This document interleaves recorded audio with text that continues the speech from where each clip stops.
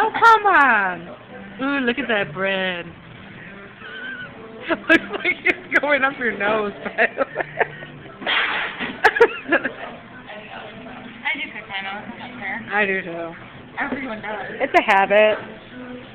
My dad. Most people eat them too. They just won't admit to it. Mm-hmm. Okay, Kyle Crandall's really making me mad.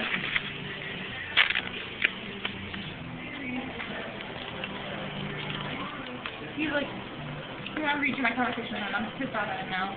He calls me tonight, I'm not going to answer. Okay. He says, so you're skipping 6 hours to eat? Come on, Erin.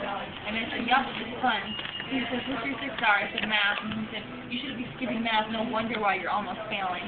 I thought, I have an A in math. Kyle said, chill. And he said, probably because you cheat so much. I don't cheat at all. Not yet. I'm smart. Sometimes.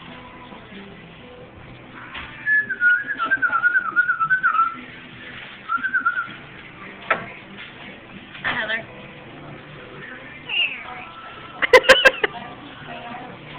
You're a weirdo. Excuse me. That's right. Excuse you. I wish it was bigger. Had more depth to it.